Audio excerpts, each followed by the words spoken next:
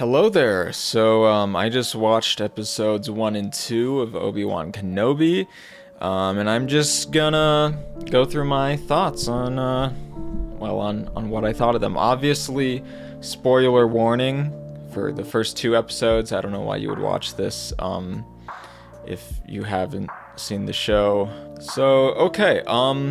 My overall feeling at first is quite positive. This really does feel like a long movie that's split into parts.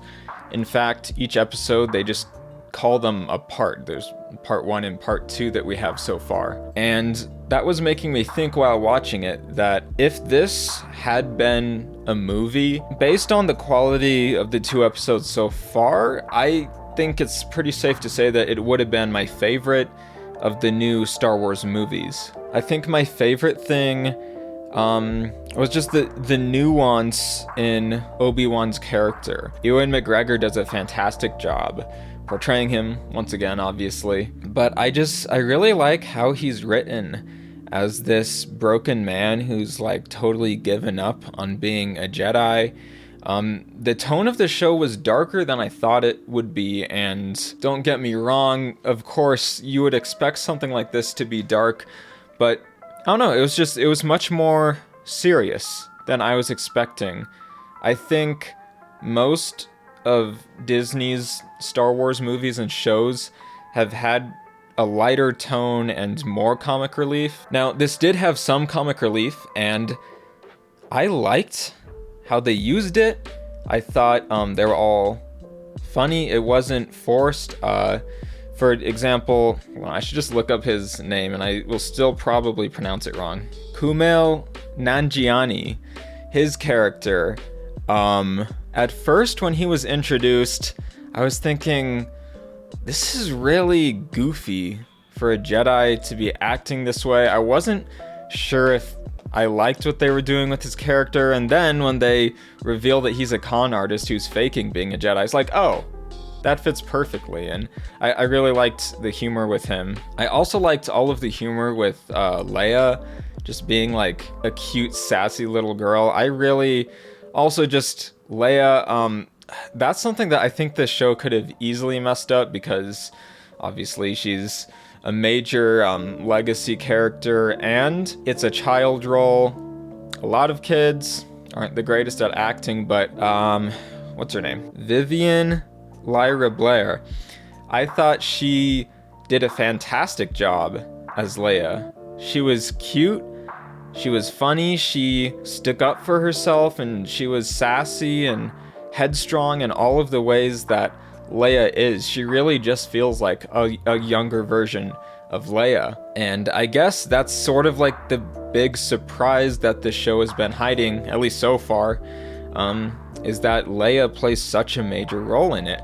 And I really like the direction that's taking. At first, when they were introducing Leia, I wasn't sure if I wanted to see a lot of Leia as a kid. I didn't know if it would work out all that well, but I think it did so far. Also, in episode 2, Obi-Wan and Leia's interactions and their little relationship and back and forth on whether or not she trusts that he is actually a Jedi, and his desperation to just try to save her was really well handled. It brought some tension, not just to the actual action scenes of the Inquisitors hunting them, but to their own relationship. And it's interesting because obviously we know that Obi-Wan and Leia survived this, yet their conflict with each other in this episode, it added tension that otherwise might not have been there, since we both know that these characters outlive this show. And I guess I'm getting a little ahead of myself diving into episode 2 quite so much, but yeah, I mean, this is kind of just gonna be a random collection of my thoughts after my first viewing. There were some things that I either didn't like or that I'm kind of unsure on for now. The first of those is the look of the show. Most of the time it looks great, but sometimes in the wide shots of the environments, I thought the CGI looked very fake. It almost, in a way, looked slightly reminiscent of the prequels, like not in the same way, because the CGI is different, and that would be really weird if that's what they were going for, if they wanted to make the CGI look like the prequels. I don't think that would be intentional. And I'm not sure if I like how the Inquisitors were portrayed. I like Reva quite a bit so far. Fifth Brother was alright. The Grand Inquisitor though, and like we all knew from the trailer, he doesn't look accurate. And it's not just that he doesn't look like he looks in Rebels.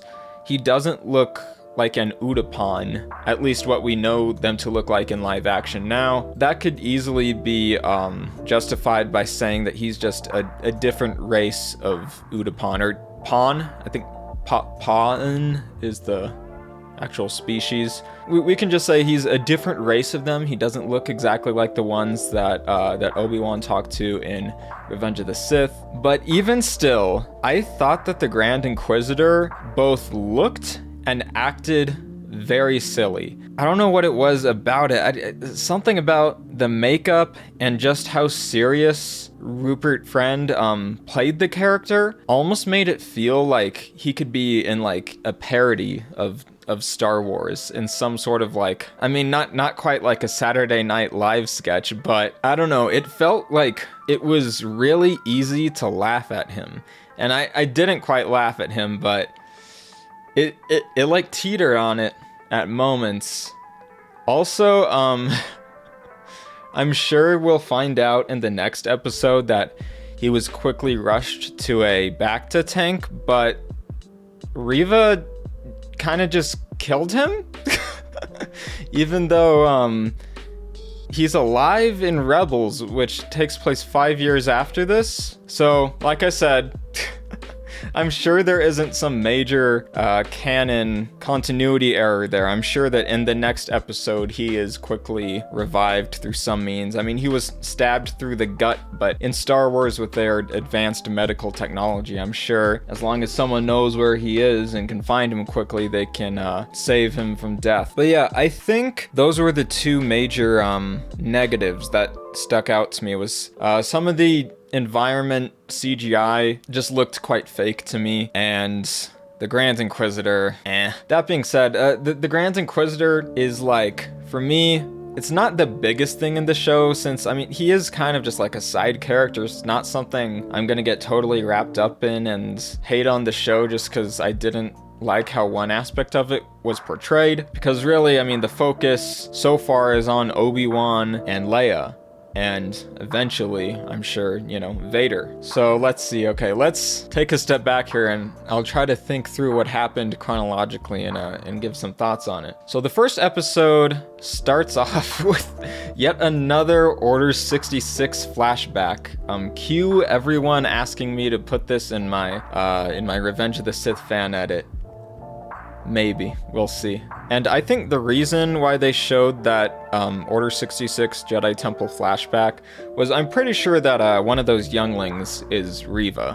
One of them bears a resemblance to her, and I don't know why else they would show random younglings and a random Jedi getting killed, since they already had a recap before that, which, by the way, was a really, like, well-edited recap of the prequels that kind of just hyped me up for the show more. But yeah, everything with Obi-Wan on Tatooine was great. I love that he buried his and Anakin's lightsaber out in the sand somewhere. Like, that's just, it shows how far he is from wanting to be a Jedi at this point. He has rejected the Jedi, sort of like Luke in The Last Jedi. He doesn't say anything about closing himself off to the Force, but considering how difficult it was for him to rescue Leia from falling, it really did make it seem like he hasn't used the Force in years at that point. And I just like how depressed Obi-Wan is. And obviously, I think we're gonna see his character arc coming out of his depression through facing his demons his literal demon in Anakin Skywalker, who's now a crazy robot Sith Lord, cyborg. I mean, he's not technically a robot. Let's see. Oh, Uncle Owen was great.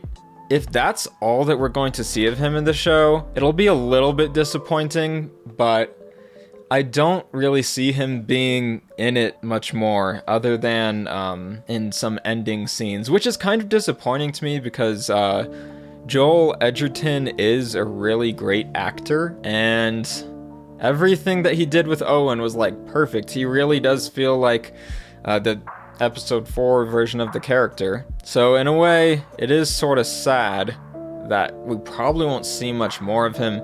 That being said, we really didn't see any Beru except for through Obi-Wan's binoculars. And if that's all that she was in the show, I don't know that they would have gone through the trouble of casting a Bonnie Peace.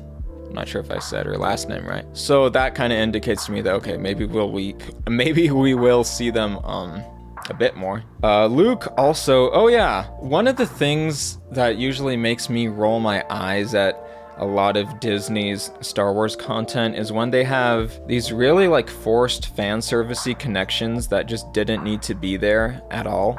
So when Obi-Wan buys the Skyhopper toy from the Jawa, which by the way, that was a great scene with the Jawa. Anyways, when he buys the toy to give it to Luke, and it's like, oh, that's the same one that Luke's playing with in A New Hope. That could have easily been like an eye roll, like dumb fan service moment, but I actually kind of liked it because it shows that Obi-Wan is, you know, caring for Luke and looking out for him from a distance, and I don't know, that is a connection that I think in the future when I watch A New Hope now, that it'll just be nice to think that toy that Luke has that he's playing with when he's 19 years old, hey, it's okay, I have Legos all over the place. But that was a gift from Obi-Wan when he was younger, because in episode 4, Luke does know who Ben is, at least vaguely. So, I don't know, that introduces some past history to them. The Jedi who is hiding out on Tatooine who talks to Obi-Wan, I thought that was a really great interaction when he tells him to like give it up, go bury his lightsaber in the sand, which at that point you don't even realize that that's what Obi-Wan's done, which, you know, it set up the fact that that's what he had done. And on my first viewing, I'm sure there's some things I sort of missed, but when that Jedi was like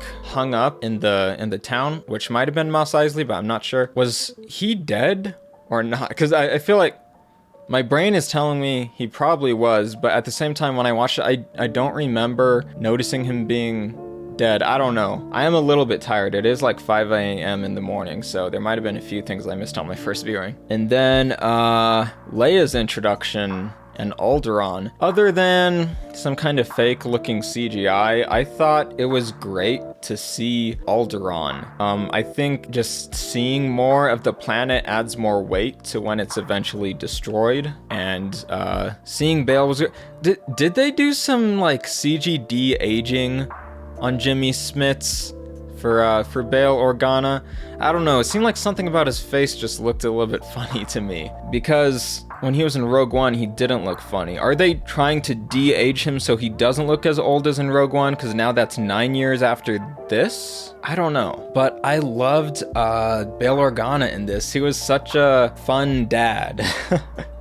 And I liked that parental dynamic between Leia's parents. Her mother is a lot more strict and her father is kind of lighter and more playful with her, which for some reason just fits with my view of Bail Organa.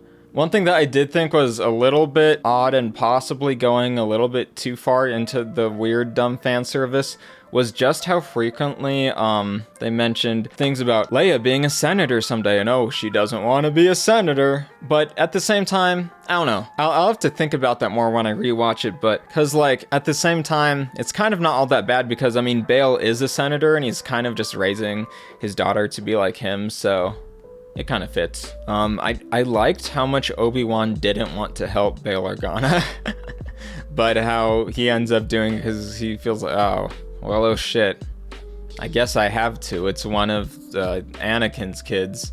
in trouble. One thing that I really liked about the show is, in a strange way, it felt kind of like reading a book. And that might be hard to describe exactly what I mean, but maybe it was the fact that, like, there honestly wasn't that much action in these 2 episodes, which I like. It was just storytelling, tension building, really great depth to the characters so far. And I guess those are the qualities that make me think it felt like a book, like specifically like a Star Wars book. At least out of the ones I've read, they all seem to be just quite good at exploring the characters. And then in episode 2, Obi-Wan goes to Dayu. I thought that was a great planet, the whole feel and look of it and everything on that planet I thought just felt very real and lived in. I didn't get any of the fake CGI feeling from Dayu. I like the tension of the hunt for Obi-Wan, all the bounty hunters that Reva alerts to him, and that whole sequence with running with Leia and all that. I guess actually we did get quite a bit of action, but it wasn't like over the top, like lightsaber fights, and I think that's good that they didn't have a lightsaber fight yet this early in the show. I think you kind of got to build up to that, and I would expect there to be quite a bit of lightsaber fight by the end of the show. And as I predicted, Obi-Wan does not know that Anakin is alive until now, which I think was great. It just makes the whole story more dramatic. And now, oh my god, just the shot at the end of the 2nd episode of him looking out the window into space, like just staring at his own reflection, and you just get the guilt that he feels, that like, I mean, both the guilt and the fear that Anakin is still out there. And I do get the feeling like Obi-Wan may be motivated to try to redeem him in the coming episodes. The little tease that we got of Vader was great. It leaves me wanting more. I really wish that this entire series had been released at once, like Netflix does with their series, because, like I said, it just feels like a long movie split into parts, and I just wanted to keep watching it. I hate that I'm gonna have to wait for the other episodes. Also, Hayden Christensen, barely recognizable in that makeup and with the little mask on and the bacta tank, but really excited to see what Hayden brings to the character this time. I mean, he's obviously aware of how much he was criticized as Anakin in the prequels, and I just really hope he proves everyone wrong and gives just a phenomenal performance as Vader. Yeah, I really liked that dinosaur looking bounty hunter. It looked kind of like a Spinosaurus head. If I have to pick out like a new random side character to fanboy about and to think is like the coolest random side character, it's Dinosaur Man. I don't know what his name is. I'm excited to find out what his name is, because every Star Wars background random side character at some point is named, so I need to find out who the dinosaur bounty hunter is. What else is there to mention? Leia's little droid was kind of cute. I liked the fact that Leia is more friendly to droids than her peers. You see her cousin, well, I mean, not her blood cousin, her Organa cousin disrespects droids, and she doesn't like that because it's not very polite. Almost made me think of Paddington. If we are kind and polite, the world will be right. I'm glad that I got a Paddington reference into one of my first Jedi's Knowledge videos. But yeah, I think those are my main thoughts for now. I'm trying to think of anything else that comes to mind. I'm sure there's more that I'll discover on rewatches, but for now, that's the gist of it. I think like it was a very good sort of first act and setting up of the story. I'm curious to see where it'll go next. I don't think the trailers showed us anything that we haven't seen, except for the Inquisitor planet Nur. They showed us Fortress Inquisitorius, which wasn't in this episode. I wouldn't be surprised if that's in the next one. But other than that, oh, and I guess shots of Vader's arm and chest thing being put on. Other than that, I don't think there's anything in the trailers that we haven't seen yet, which is exciting. I'm glad that they didn't show much of it. And yeah, where exactly is it going to go from here? Is Obi-Wan going to deliver Leia back to Bail right away, or is some other event going to stop him from doing so? Is his goal going to shift? Is he going to go after Anakin, like, on purpose now? I'm really interested to see where this goes. Also, although Qui-Gon was not in it yet, Obi-Wan is trying to communicate with Qui-Gon, and I do think by the end of the show, he will succeed. It's gotta be. I mean, they even had the scene of Yoda speaking to Qui-Gon's spirit to Obi-Wan from Revenge of the Sith. They had that in the prequels recap, and there would be no reason to include that if they weren't going to have some sort of payoff with that with Qui-Gon in this series. So I'm sure we'll see that. What else? I'm glad that it wasn't overdone with cameos. I mean, all of the ones that were in there made sense. Leia and Bail and all of them, they aren't even a cameo. They're just main characters in the story, which is great. Oh, one more thing. Let's take a look at my predictions bingo and see how I'm doing. Hopefully I haven't fucked it up so badly already that I cannot get bingo. We didn't really find out why Owen dislikes Obi-Wan. He just kind of did. I guess you could say he dislikes Obi-Wan because he doesn't want Luke to be trained like Anakin was, because they both believe that Anakin is dead. Does that count? I don't know. For now, I'm not gonna say. Location Alderaan. I got that one right. I really hope Dexter Jettster appears. I don't think it's gonna happen, but fingers crossed. Obi-Wan doesn't know Anakin survived until now. I got that one right. Obi-Wan has not said hello there, which is not a surprise considering how gloomy he is. I don't know if we'll get a single hello there out of him until maybe the end of the show. Obi-Wan's trying to speak to Qui-Gon, but he hasn't. I don't know if they showed Obi-Wan using the Force to bond with his Eope. I think that thing is called, his alien camel. I don't think they did, so I don't know if I can call that. Grand Inquisitor, obviously I got that one. Both Luke and Leia appear, got that right. Obi-Wan won't leave Tatooine until the end of episode 2, got that wrong. He left a lot earlier than I thought, but considering the events of the show, it wasn't too early, I don't think. We did not see Luke piloting, just him pretend to pilot. Series premiere on May 4th, I got wrong already. Luke's accidental use of the Force did not draw the attention of the Inquisitor, so I'm gonna say wrong unless something happens later in the series and the Inquisitors go back to Tatooine. Obi-Wan rarely uses his lightsaber or the Force while not alone. Yes, I got that right. Okay, so no bingo so far, but actually there is one path to bingo where I am